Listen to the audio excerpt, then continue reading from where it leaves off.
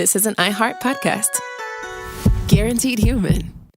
With no fees or minimums on checking accounts, it's no wonder that Capital One Bank Guy is so passionate about banking with Capital One. If he were here, he wouldn't just tell you about no fees or minimums. He'd also tell you about how Capital One cafes are open 7 days a week to assist with your banking needs. Yep, even on weekends. It's pretty much all he talks about, in a good way. What's in your wallet? Terms apply. See CapitalOne.com/bankguy. Capital One N.A., member FDIC. Work can be a little weird. Cringy training seminars, coworkers who won't stop talking about their plant, forgetting the mute button at an inopportune moment. We have to deal with a lot on any given workday. Sometimes it can feel hard to thrive and move forward in your career. Well, that's where LinkedIn comes in. LinkedIn helps you get ideas and insights from experts in your field, connect with people professionally, grow your network, and access tools designed to help you find the right fit for your next role. Whether you're just getting started, figuring out your next move, or looking to accelerate your career, LinkedIn is built to support you at every stage, because LinkedIn is the network that works for you. Visit linkedin.com/knowstuff to learn more. Welcome to Stuff You Should Know from HowStuffWorks.com.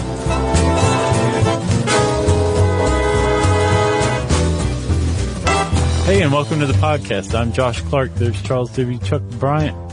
And we were just talking about Canada, so I said W. Yeah. And there's Jerry over there, so this is Stuff You Should Know. Hello. Live from the Bowling Green of HowStuffWorks.com. Mm-hmm. That's what the site's slogan is. Yeah. You doing all right? I'm doing great. Watch this. Chuck. Yeah. Have you ever seen grass?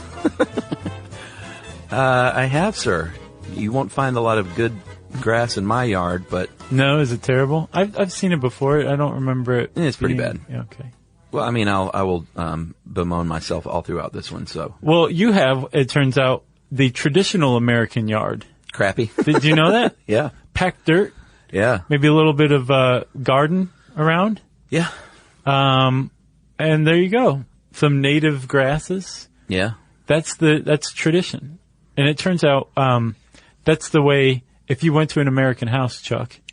Pre-industrial revolution? Yeah, pretty much. Yeah. You're going to find that. Like, you're just going to find packed dirt in the yard. Maybe a garden. Some weeds. Nobody really cared much. They were more trying to survive. Yeah. Right? Sure. And then in the 19th century, as Americans said, you know, we've been hanging out here for 100 years. Let's go back to England and visit. Is it safe yet? Right. They found it was, but they also found that the English had something called a lawn. Yeah. Which is a beautiful, well-manicured expanse of grass that the very wealthy English could afford. Well, wealthy Americans were never ones to be outdone by wealthy British. No. So they came back and they're like, I want a lawn. I am worth so much money, it's mind-boggling. Make me a lawn. And whoever they were talking to said, we can't really do that here. Right. The native grasses, not conducive to a kempt lawn. Yeah, you can't pop over to the big box hardware store and buy huge sacks of seed. Right. And so they said, well, you know what? I'll be right back. I'm going to the UK to buy my seed. And then they traveled there. And then 14 weeks later, they made it all the way back. Yeah. And they said, here you go, groundskeeper Willie. Make me a lawn. Here's some British seed for turf grass. That's right. And he said, hey, man. He said, when I'm done with you, they're going to need a compost mortem. Whoa. Wow. It was a deep cut. That was good. I think that was Treehouse of Horror, like... Oh, the one where he's 6. Freddy. Yeah. Yeah. Nice, man. You're going to need a compost mortem. So he said that. Yes. And then he said, well, here's the problem. Our climate is different than the UK's, and these seeds aren't going to survive here. So the lords and the ladies said, I give up. Yeah. We'll figure something else out. And it took the Golf Association. Yeah. The U.S. Department of Agriculture. Yep. And the American Garden Club to finally get together and say, let's make this happen, everybody. Yeah, they got together, the USDA got together with the USGA, and they said, our names are similar, so let's plant some grass together. Right. So what they had to do basically was look for, kind of fool around with the right combination of seed varieties. Which they imported from around the world. Yeah, just to see all right, what's going to grow here in this new country, because we got to play some golf. Yeah, Quick. like Kentucky bluegrass. Yeah. Friends, that's from Europe. That's Bermuda grass, where do you think that's from? Obviously Africa. That is right. God knows where zoysia came from, although I believe Asia. And not just because zoysia and Asia are somewhat similar sounding. It took them about 15 years, and they finally kind of settled on some good combination of grasses. Yeah, but you can thank golf. Yeah. To start. So if you hate golf, but you love your lawn. Yeah. You have to kind of like golf anyway. That's right. But still, Chuck, even though they finally came up with the right grass combinations, you had to still be pretty rich to have a lawn. The reason why was because irrigation was a factor. Yeah. Cutting it was a big factor. Yeah. Like all of those manor houses in the UK, they had people whose job it was to cut grass with a scythe. Yeah, a lot of people, I would imagine. Yeah. Because these lawns were not small. No. And like you said, they didn't have like garden hoses back then. Nope. And buckets of water is not a great way to water a lawn. Nope. Although livestock, that they did cut them with the scythes, but they also had cows and goats taking care of a lot of that. Yeah, who was it who had the sheep on the front yard of the White House? Oh, I don't remember what administration that was. I think it was Wilson. Was it? He was saying like, look what you can do as an American. You can put a sheep on your lawn. Yeah, so do it. Huzzah. And then he sold the wool or auctioned it off for like $100,000. Oh, wow. And he kept it probably. That's a good story. The lawnmower, mechanical mowing, in the 19th century became a real thing when an Englishman named Edwin Budding, who's an engineer, developed what is called the reel mower, and that is REEL. Yeah. And you've seen these. You've probably seen some suckers in your neighborhood with one. I'm just kidding. I actually have a reel mower. I live in a condo. Yeah, reel mowers, you can still get them, and they're great, and they have zero emissions, which is really neat, because a lot of lawnmowers are pretty bad offenders for emissions. Yeah, they're internal combustion engines. Yeah. Which means they put out all sorts of greenhouse gases. Yeah, and they're not, it's not like a car, they don't have catalytic converters and things like that. Right. It's just straight up bad junk. So you can get a reel mower if you're into it. You've seen them, it's a series of blades around a cylinder, and it's geared, which is the key to making it work. If you just pushed it and it traveled like the wheel did, you wouldn't be cutting a lot of grass. But there's a 16-to-1 gear ratio. Oh, yeah? So when you're pushing it, your wheels are turning at this speed, but the blade is turning really fast. Oh, yeah. Okay. And that's sort of the secret to how they work. And apparently, Mr. Budding said, or he found another machine that was similar. Yeah. That was used to cut the nap on velvet. Yeah. Did you know that? Yeah, and that's kind of where he got the idea. Right, and it took off like a rocket. All of a sudden, people were like, hey, we can have lawns now. Let's buy these things. Apparently, they were somewhat affordable. In 1885, America built 50,000 of these things and sent them around the globe. Yeah, that was the beginning of lawns in America, really. Right.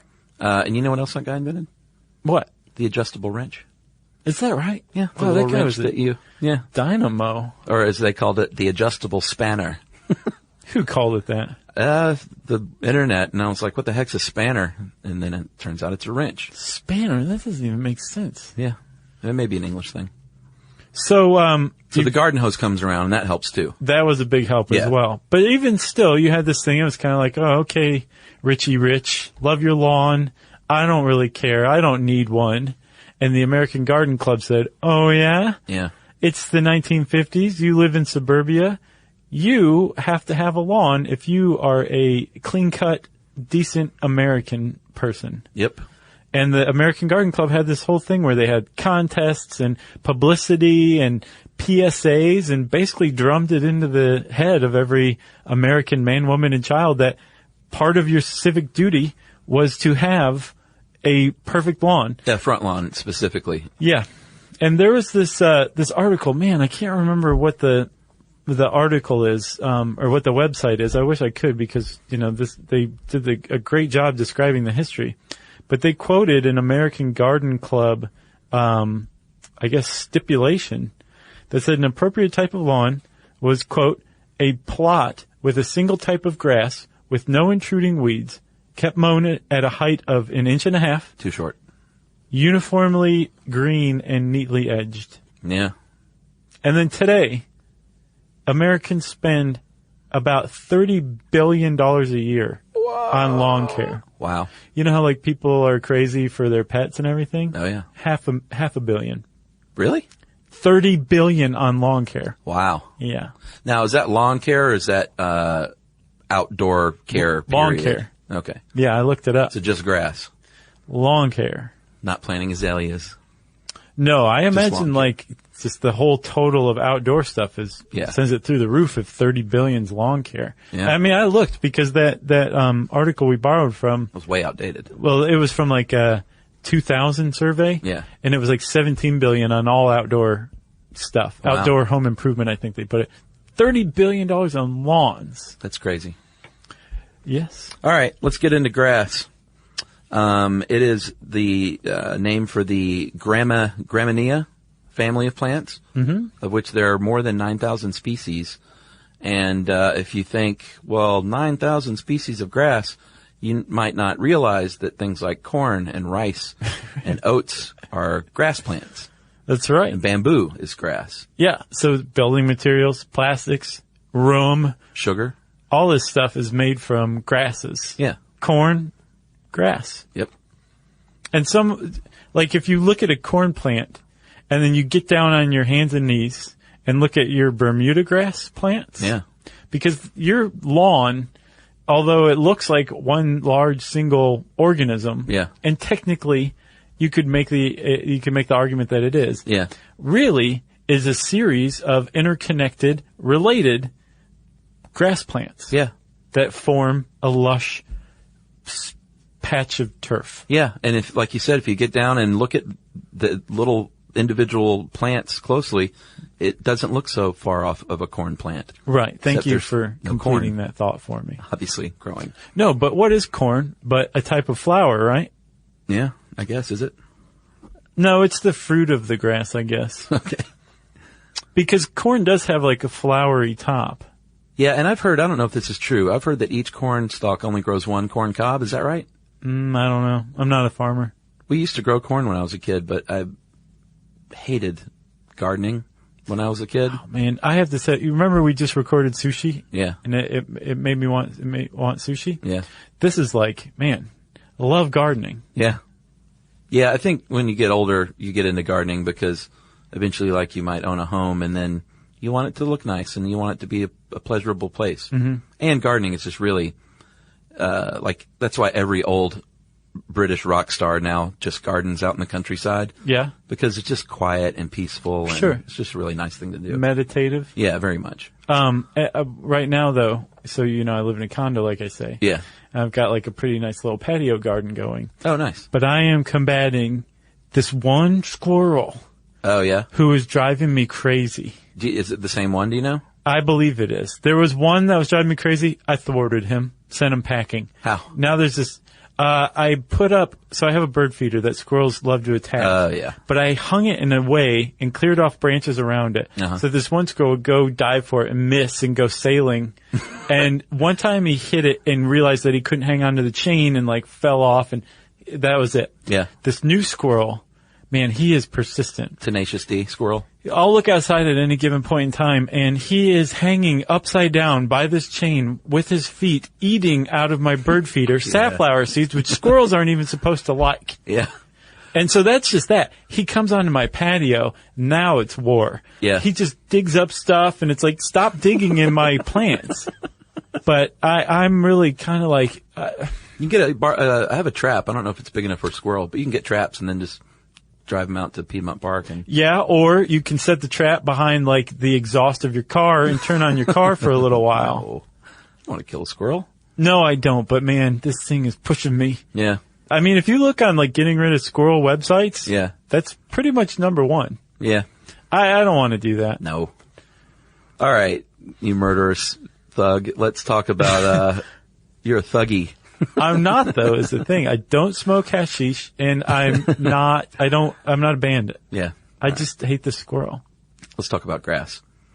The grass plant itself, at the roots, they are little fibrous thread-like, and they're going to reach down in the ground like little fingers. They're going to soak up water and nutrients, and they're going to secure it to the ground, and then thusly that ground is going to be more secure as well. Yeah, because anywhere you have grass, it prevents erosion. Yeah. Any type of grass is huge at preventing erosion. Yeah, and I would recommend, as we're describing this, actually go to the article on howstuffworks.com about grass and pull up this great picture. Yeah, it's a really good one. Yeah, it breaks it all down. At the base, the stem is called a culm, and the base is the crown. Right, and the crown is like almost like this clump of matter. Yeah. That's above the roots that the roots are growing from that gives rise to the crown. Yeah. Right? Or to the stem. The culm. Yeah, there's a lot of like words I had no idea existed until this article came along. Yeah, I always just call it the stem, but apparently it is a culm. Okay. And then from the culm, on the culm are nodes, which is I guess where new culm growth starts. Yeah. But for the most part, that stem's going to be hollow except at the node, which is kind of like a connective ball. Yeah, like if you've seen bamboo and how it looks like it's segmented, the little places where it's segmented, those are the nodes. Right. But it also happens in your backyard grass as well. Exactly. And then you have the leaf.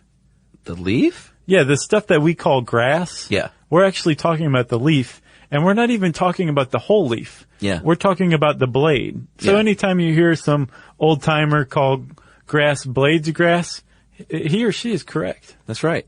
The lower part of the leaf is the sheath, and then the upper part is the blade.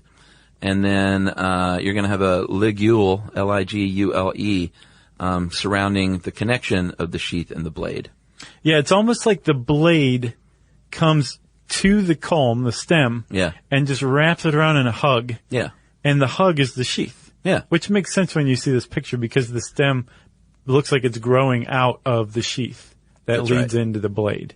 And then you're going to have a couple of other things, these additional stems that grow sideways that you might have noticed. If it's on the ground, it's called a stolon. And if it's below the ground, it's called a rhizome. And this is where you're going to get new grass plants. Yeah, this is how it spreads. Yeah. There's two ways that grass reproduces. One is through seeds that are usually blown by the air. Yeah. That are produced by their flowers. Yeah. Or through basically moving sideways via a stolon or a rhizome. This kind of root system that just goes over and produces a new crown and new roots and a new plant. Yeah, if you've ever seen a new yard, and we'll get into this later, you can either just plant seed, you can do sod, or you can plant individual sprigs or plugs. If you've ever seen a yard that's all dirt and a ton of little individual plants, like a foot apart, and you think, well, that's interesting looking.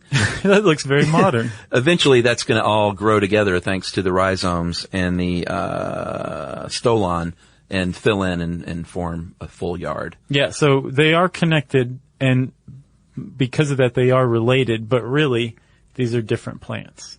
That's right. And it's green individuals. Because of chlorophyll. That's right. And photosynthesis, because all grass is a photosynthesizing, sugar-making little machine. That's right. Remember, sugar powers the earth. That's right. So, Chuck, there's probably a lot of people out there who are just like, just tell me how to improve my lawn. And we say, hold your horses, because we're going to take a message break first.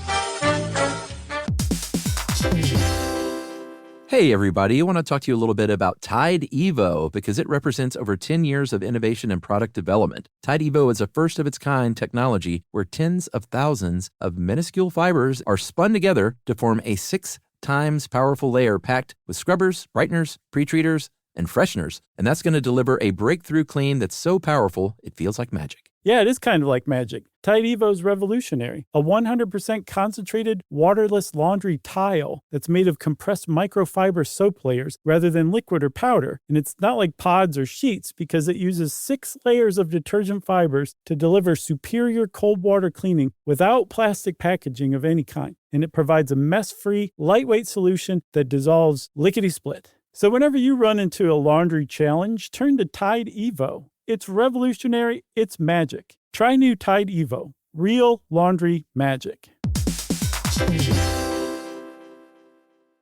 Everyone knows winter is the real mess maker. You don't need WeatherTech floor liners for summer unless you hit the beach and half the beach ends up back in your car, or the campsite dirt ends up in your trunk. Then you'd want a cargo liner, or a road trip goes sideways, lemonade spills, ketchup goes rogue, ice cream drips. Yeah, you'd be pretty happy about those WeatherTech seat protectors. So just to be clear, as the mud you're inevitably going to step in this summer, you don't need WeatherTech unless you plan on doing summer. Visit WeatherTech.com today.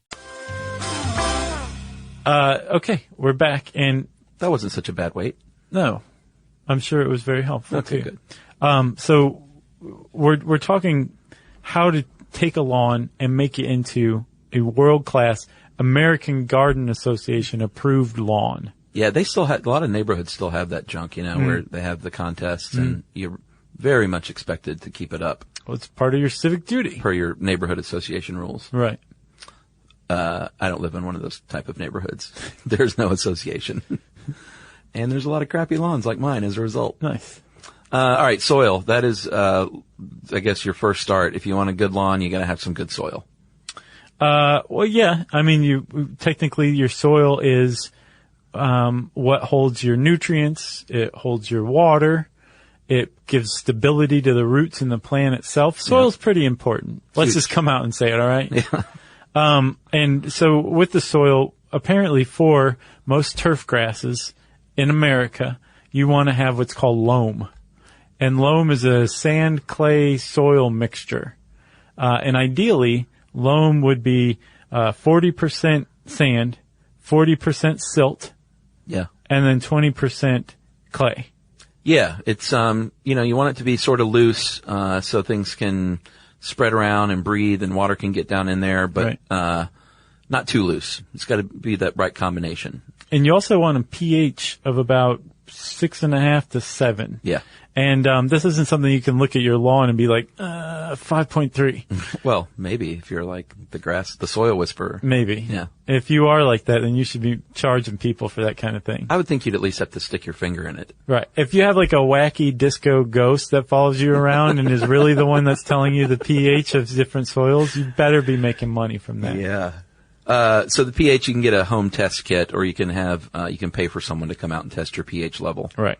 That's And- the more typical way of finding out. Yeah. It'll either be acidic or basic, and Right. you can add various things to correct that, like sulfur or lime. Yeah, if you want to make it more acidic, add sulfur. If Yeah. you want to make it more basic, add lime. Yeah, and I've never done my pH rating. My soil, I've got, Georgia's famous for red clay. It's pretty awful. It's actually good for growing. Not this. I mean, it's got to be a mixture. So I've seen I have yours. like 100% clay. I think you're just this is what I think's going on. Oh boy. I think your soil's compacted Yeah. have you ever aerated? Okay. You also have a lot of trees, so there's a lot of shade. Yeah. Front yard is way too shady. And, it's dry.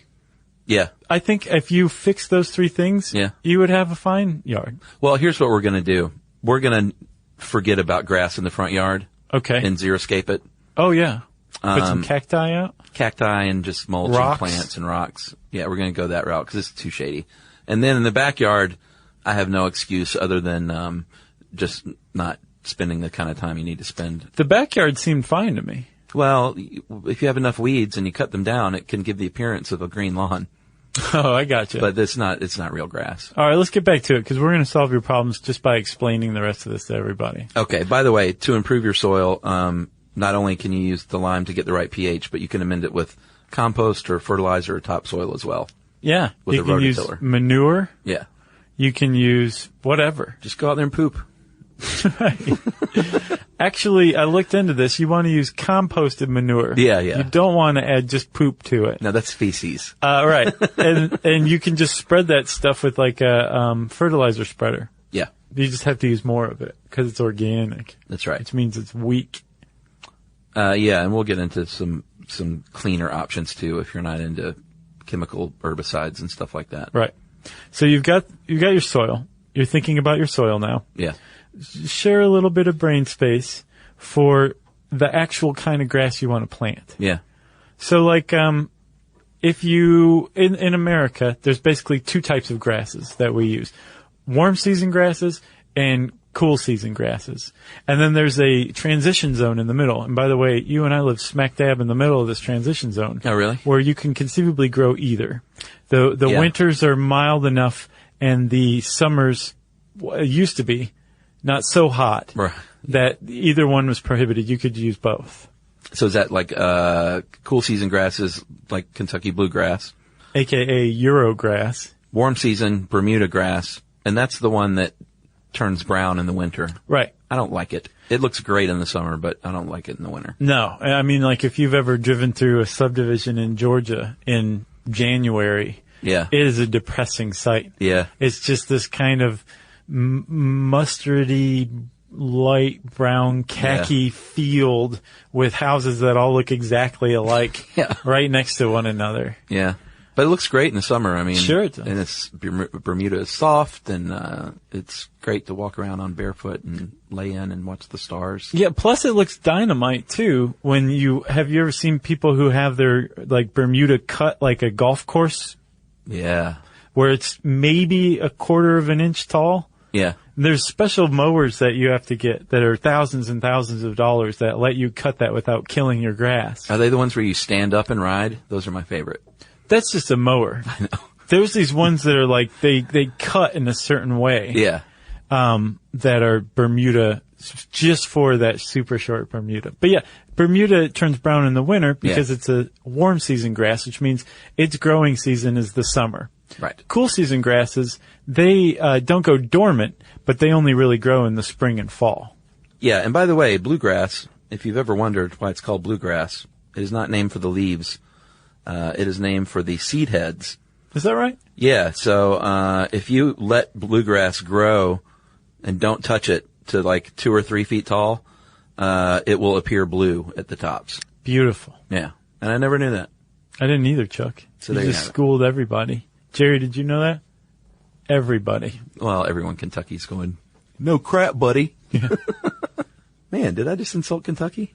No, that was dead on. Okay. I love Kentucky. All right. So you're picking your grass. You probably, will end up getting, unless you're, a big Bermuda aficionado or something, you're probably going to get a mixture or a blend.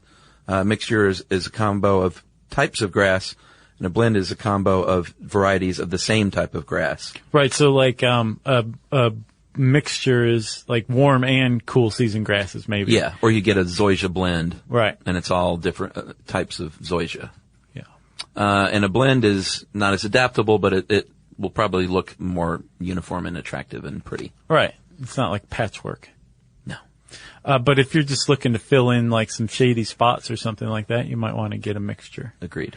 And then, another thing you want to take into account when you're considering what kind of grass to get is the amount of sunlight that your yard gets. Like grass loves sun. Yeah, direct sunlight. Some love shade. Or not love shade, but some tolerate shade. Right. That's a way better way to put it. Yeah, no grass really loves shade. And then there's some areas that are like just shady all the time. Yeah. In which case you might want to consider something else like monkey grass or something that's not a turf grass, but is still a grass that you can cut. Yeah, or xeriscape.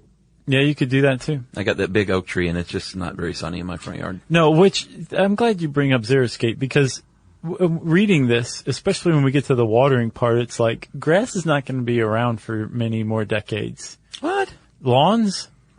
If we're going to start fighting resource wars over water in the next 50 years, lawns will be the first there's thing to no go. way that there's going to be such a thing as lawns. Yeah, it's a good point. Yeah, it's going to be xeriscaping. Yeah, or back to the old dirt dauber days. Yeah. I'd welcome that. Sure. Dusty America. That's how Would it used you really? to be. Yeah, the Dust Bowl. It was great times. Yeah. We had one game. It was called Chew the Bark Off the Tree. What's that from? What was it? Grumpy Old Man? Oh, really? The Dana Carvey thing? Oh, yeah. Chew the bark off the tree. I think that's what he said. That's pretty good. So the sun is, you're going to, like I said, or like you said, take that into account. And then the water as well. There are grasses that like water more than others, and some do a little bit better without as much water. So if you live in Phoenix, well, you're probably just watering all the time. Right. Yeah. But if you don't want to water all the time, because you shouldn't be watering all the time, because we'll get into watering later, and you should never be watering every day. No, I predict lawns won't be around in 50 years. All right. Mark my words, 2064, no lawns. Well, I'll be dead, but Let's see. I'll I could still be around.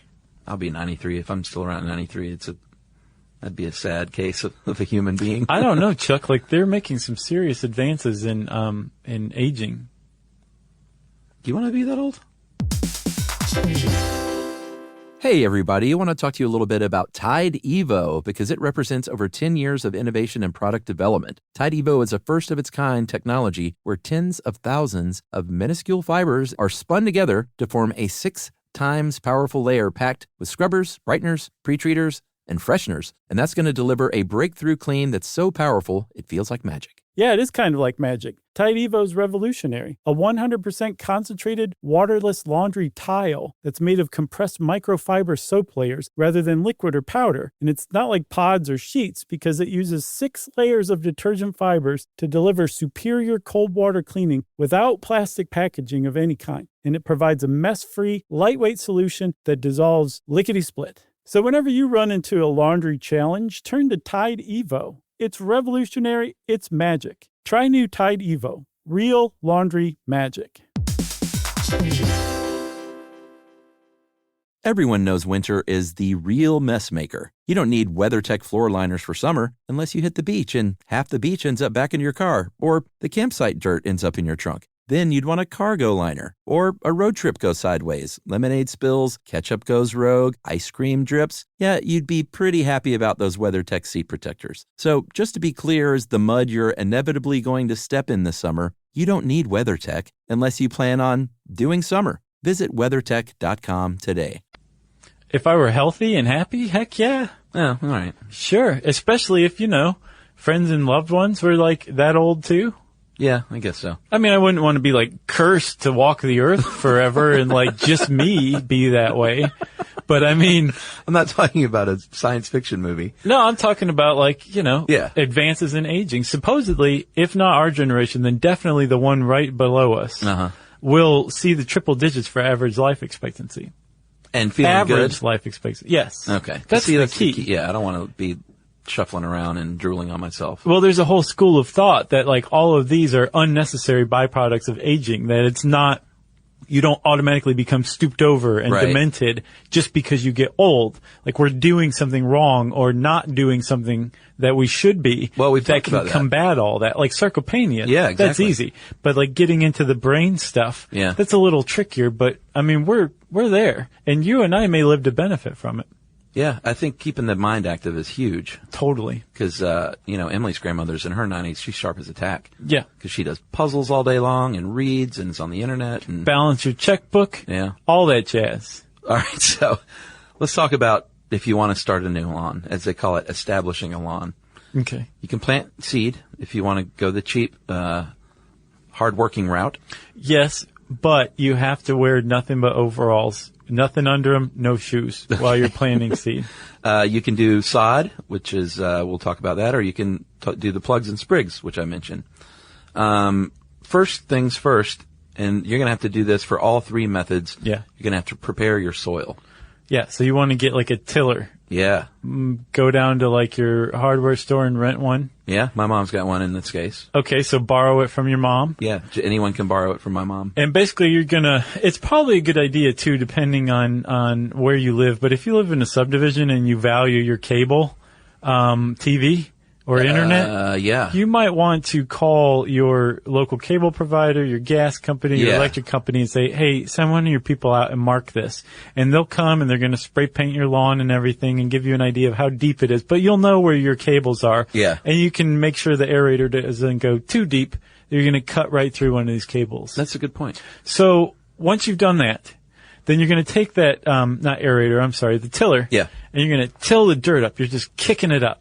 Down to probably, 6 inches or so, I would guess. Yeah, and you can, if your soil is bad, and you know this, that's when you're going to add in your topsoil or fertilizer or compost, and you just till all that up together to a delicious soily soup. Yes, Chuck, it is very important to add something to your soil. Like, you can't just till it. That's right. And just leave it like that. Well, you can, if you got good soil.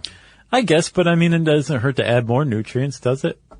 No, probably not. But in some parts of the country, you're good, like, you've got great soil and you're good to go. Gotcha. But in Georgia, like I said, there's so much freaking clay. It's a nightmare. Then you want to rake that and level it out. They said you can use a board scraper too, but you don't want to leave it super bumpy and clumpy. Right. Just smooth it out as best you can. Yeah, and you're going to thank yourself later because if you have big bumps or holes or divots or whatever, you're going to run into those with your lawnmower. Yeah. So you're doing yourself a favor by smoothing things out and leveling them now. That's right. Then you want to scatter your seed. You can do it by hand, but what you want is one of those little walk-behind spreaders that you get at the hardware store. They're pretty cheap, and you just dump your seed in there. And remember when you dump your seed in there to keep the little gate closed. Otherwise, it'll just start pouring out in a big pile. Yeah. And then start walking and open your gate, and it's got a little flywheel that spins and flings the seed out in a nice equal distributive manner. Yes. If you're doing it by hand, you're probably going to put too much some places and not enough in others. Sure. Unless you're really good. It's very tough to do that. Unless you're that soil whisperer guy. He can do anything. Right. Because of his ghost friend. That's right. And then you take like a regular rake and you just kind of want to cover this stuff up a little bit. Just rake over it so that about half of the seed is covered. Yeah, if you have a lawn roller, you can use that, but I've never used that. So that is basically, it's like a big metal drum that you fill a certain amount with water to make it heavier. Yeah. And you just roll that over it to compact it some. Yeah. And like I said, I've never done that, but I got a crappy lawn. That was the key, the drum roller. Yeah, maybe so. Yeah. Then you want to cover that up if you want with straw, mulching material. They sell stuff in sheets as well. I've never done that either. I'm telling you. I think I realize the mistakes I'm making. I think that you should be a case study in this and do step by step exactly what it says and see what happens to your lawn. All right. Maybe I will. Maybe I can get work to pay for it. I'll bet you could. If I document it via video. I'll back you up. All right. We'll see about that. Or you can go the easy route, which is sod. And that is when you see the big rectangular rolls of already grown awesome turf. Mm-hmm. And you roll it out on your lawn after your soil is prepared, green side up, in straight rows. Yeah, you want to make sure it's green side up. My friend used to yell that out the window when he'd go by like lawn crews. Green side up. This is really obnoxious. A little. He's not my friend anymore. Because of that? No, but that says a lot about why. Green side. You know.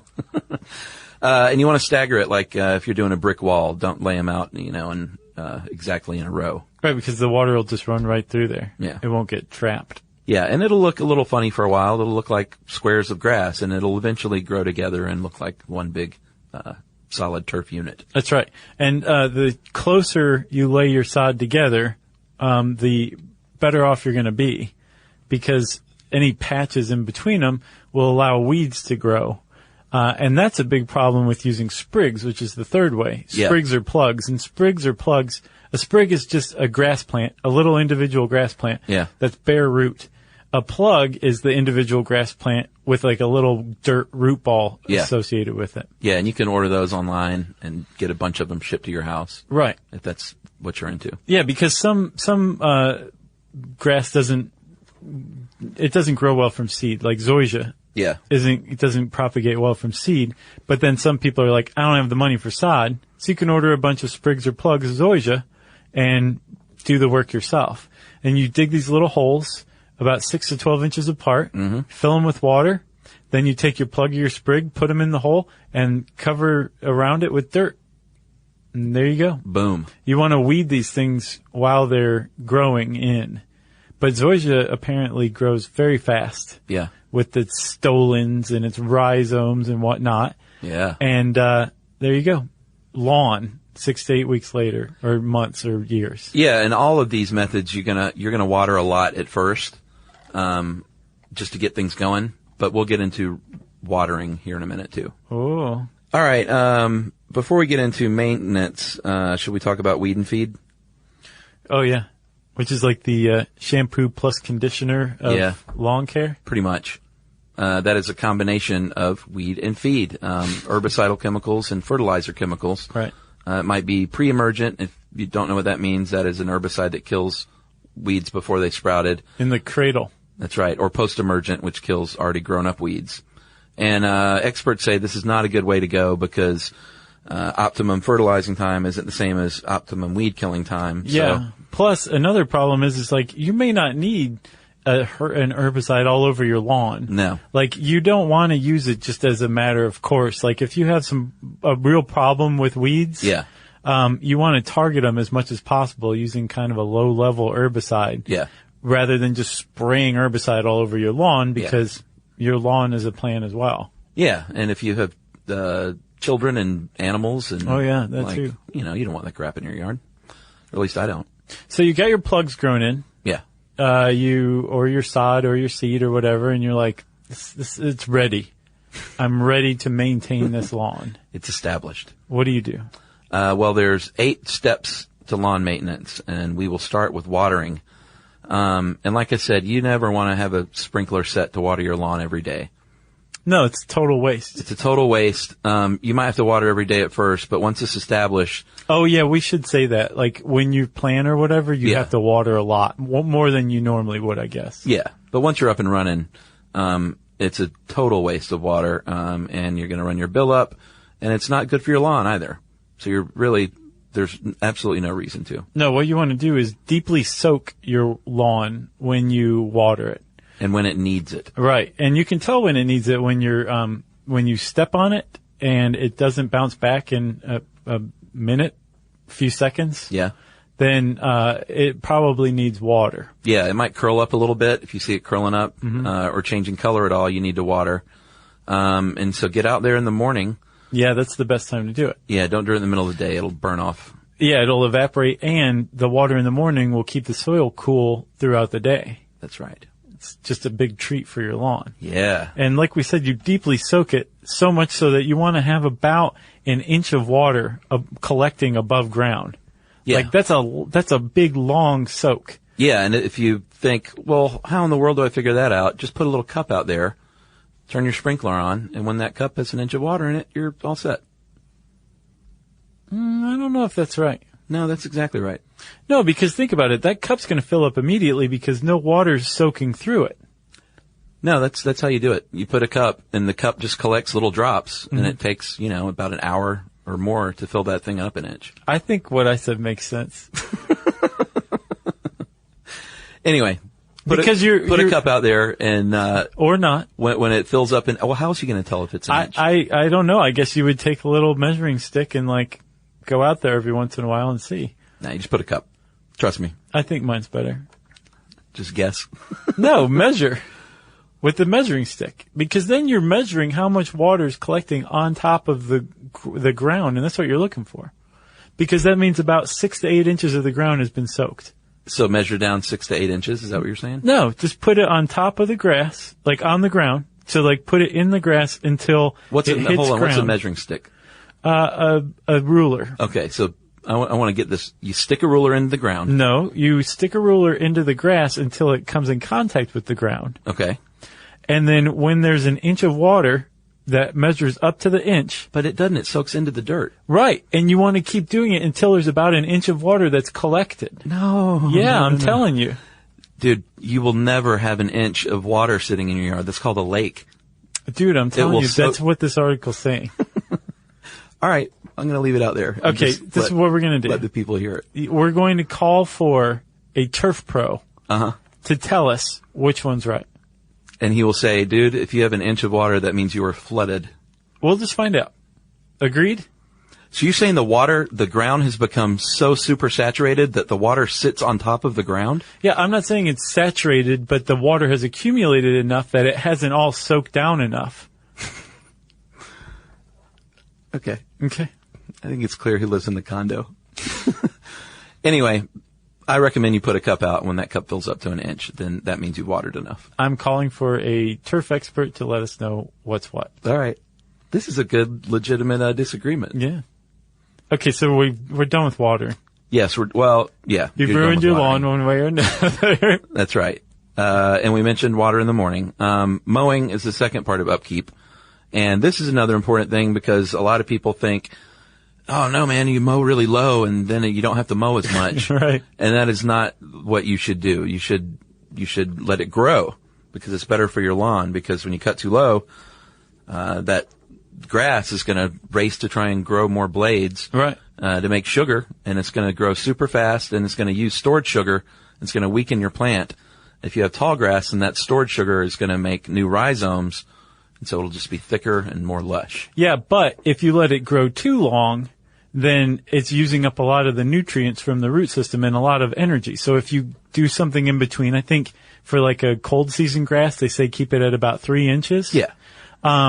When you cut it, you're just basically forcing it to propagate because it's like, oh, I need to produce more chlorophyll. Yeah. So I'm going to grow some more blades. Yeah. So it actually, cutting it, unlike hair, actually does make the grass thicker and more lustrous. That's right. Your lawn. Yeah. So you're doing the lawn a favor and yourself a favor because you're not going to have to mow your grass as much. That's the dirty little secret. And you can tell your wife, no, you're supposed to let it grow. Right. And she'll say, look it up and show me. And then you go to howstuffworks.com. That's right. And in the summer, you should let it grow a little longer too. In the fall and winter, in spring, you can mow a little bit closer because your temperatures are cooler. Right. So you don't need to sweat it as much. And then when you do mow, you should vary the direction you mow in. So like 1 week mow north to south. Right. And then the next week mow east to west. Yeah. And I think, and a lot of experts think, you should always leave your clippings on your lawn and not bag them and dump them. Because when you're doing that, when you leave in the clippings, it ends up becoming compost and it just helps your soil. If you constantly are removing the clippings, that soil is going to compact and get hard. Right. And, yeah, so I'm a big proponent of getting a mulching mower and just leaving the clippings. And those clippings do not equal thatch. Apparently the clippings break down in like a week. Thatch is actually buildup of dead crown and culms and other stuff of the plant. It's not the cut blades. Yeah, it actually, if you remove your clippings, you're going to encourage thatch. Yeah. So don't do it. Yeah. Thatch is no good. No, it isn't good because it keeps air and water out of the soil. Yeah. Which are essential. Well, a little bit of thatch can be okay. Some. Yeah. But not much. No. No, and if you do have a thatch problem, you can just rake it out. Yeah. And then your clippings will come back the next week. Exactly. Fertilizing is key. You want to add nutrients to the soil. Granular fertilizers once or twice a year is the way to go. The spray-on stuff, that's not a great thing because that just kind of gets on the blade of grass itself. The granular stuff soaks into the ground over the course of weeks. And it's like slow releasing, right? Yeah, slow releasing. And a lot of these are chemical fertilizers. I'm not into it. There's a great brand called Ringer, and it's natural. And a lot of the chemical fertilizers are just salt, and salt is no good for the ground. Yeah. So it's really weird that it's made weird. up of salt. I've never understood that. Didn't the Romans used to salt the earth of the lands they conquered? Totally. So that people couldn't grow stuff? Yeah. I mean, what about idiocracy? They accidentally salted the soil using Gatorade. Really? Yeah. I don't remember. Aerating, something I've never done, which is one of my reasons why my lawn stinks. Well, that's basically like, so over time your soil becomes more and more compact, and as it becomes compact, there's less air movement, water trickles through less easily, and there's aerobic, which means they need oxygen, bacteria that helps like keep things nutrient rich down there. Yeah. And if they're not getting oxygen, they're not able to do their thing. That's right. So you want to aerate, depending on how high traffic you are, maybe once a year. Yeah. Where you use like one of those, it looks like, what's the drum barrel? The drum roller thing, but with spikes. Yeah. Hollow spikes. And they just pull plugs out of the grass that you just leave in place and bam, aerated. Yeah, and you can rent those too, at a hardware store. Or they even have these, if you have a small yard, they have aerating shoes that like. No way. Yeah, you just basically attach them, just attach them to your regular shoe and strap them on, and it's like just spikes that you walk around in your yard and aerate it. But you'd have to have a pretty small lawn to, Or kids. Yeah, that's true. Yeah. Put them to work. Attach spikes on their shoes. Yeah. That's probably safe. Be like, go run around. Just don't run around in the same place. We've talked about dethatching. And then there's weeding. Weeding is the bane of my existence. And I don't really know what else to say about it. It stinks. There you go. I got a lot of weeds. Weeds aren't necessarily terrible for your yard if you have a few, but no, and what are weeds besides plants that we decided we didn't like? Yeah. But certain types of weeds can indicate, like if you have a lot of dandelion, that means your soil is too alkaline or too compact. Oh, yeah? Or if you have a lot of clover, it means it's too low in nitrogen. Huh. So it can be a sign of some amendments that you need to take care of. You can read the weeds. Yeah, read the weeds. And one thing, if you don't make the mistake I made, which is, hey, I'm going to put a bunch of weed killer on my yard and see what happens, because it's you might be surprised of how much your yard is weed, and then you'll look out one day and it's all brown. Wow! Except for a couple of patches of green. Well, then you just start over, right, with some seed. Yeah, I need to start from scratch back there anyway in the backyard. Yeah, it's time. And then, do you have pests? Yeah, I got all kinds of pests. So there's this, I guess it's called biological control, pest control, using this stuff called Bacillus thuringiensis. That is how you say it. And it's a gram-positive bacteria. It's similar to the stuff that causes anthrax. Yeah. Totally fine for humans, but for certain kinds of lawn pests like flies, mosquitoes, butterflies, beetles, moths, they eat this stuff, and it creates a crystalline protein in their guts that turns their guts to mush, and so the things starve to death. Wow. And you can just put that stuff on your soil. Basically, you're putting bacteria on your soil, and it'll take care of pests. Nice. Man, this is informative, I think. Yeah, it was. Like, we don't do a lot of how-tos, but we just did. The mother of all how-tos. So you got anything else? I got nothing else. Man, so if you want to know more about grass, you can type that word into the search bar at howstuffworks.com. It will bring up that really helpful demonstrative picture, too. Oh, yeah. And I said demonstrative, which means it's time for listener mail. I'm going to call this Fishbowl at the La Brea Tar Pits.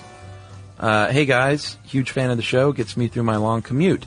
Just listened to the La Brea Tar Pits, and the Fishbowl at the Page Museum sounds similar to a setup that I've worked in before at the Aquarium of the Pacific in Long Beach, which I've been to. It's pretty nice. Is there a fishbowl? Isn't it all fishbowl there? Well, there's a fishbowl where they work. Oh, gotcha. I interned at the veterinary department, which had glass walls so visitors could check out the procedures. Turns out the glass walls are really neat for the observer, but really annoying for the fish inside, meaning us. I never saw anyone tap on the glass and yell, "Nerd!"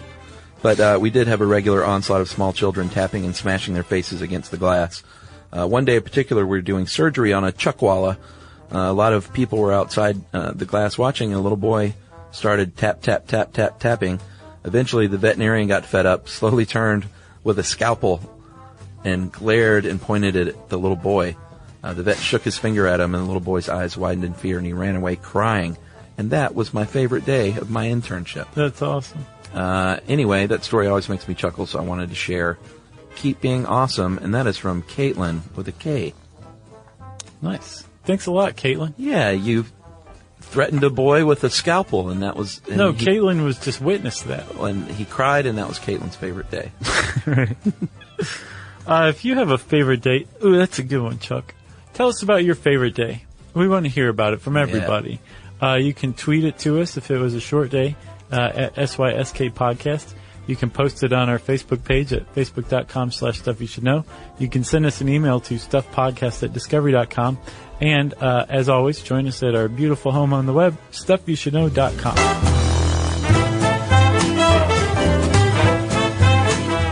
For more on this and thousands of other topics, visit howstuffworks.com.